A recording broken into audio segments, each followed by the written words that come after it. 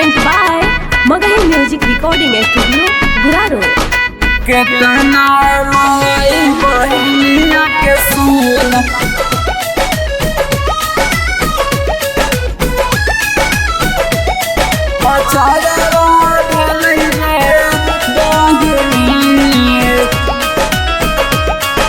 बहला सोरुड़ी समेत न गोटा देना के टकरावा भेल गे बहिनी।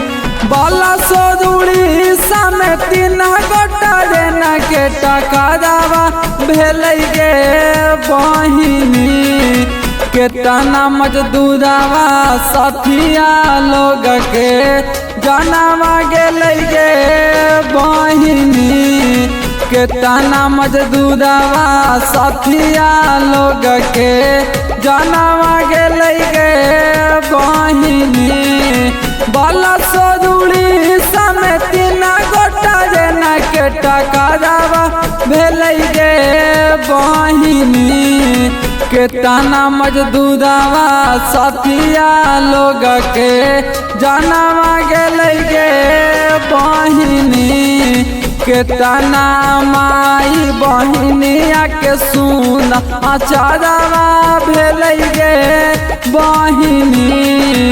Mix by Ajit Yaduvanshi. केतना माई बहिनिया के सुन म्यूजिक बाय एमआर ब्रदर। अचारवा भेल गे बहिनी।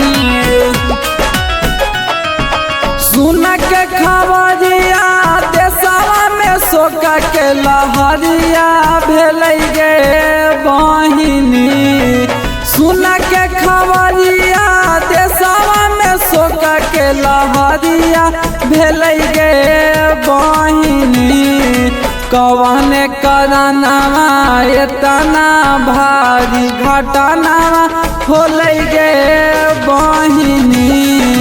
केतना मजदूरवा सथिया लोग के जनावा गेल गे बहिनी। Mix by Ajit Yaduvanshi. केतना माई बहिनिया के सुन म्यूजिक बाय एमआर ब्रदर। अचारवा भेल गे बहिनी। दोनों हाथ जोड़ के रब से हम विनतिया करबै गे बहिनी। दोनों हथवा जोड़ी रब से विनतिया करबै गे बहिनी। आँखिया में आंसुआ भर के अजित शौकीनदार रोबै गे बहिनी। केतना मजदूरवा सथिया लोग के जनावा गेल गे बहिनी।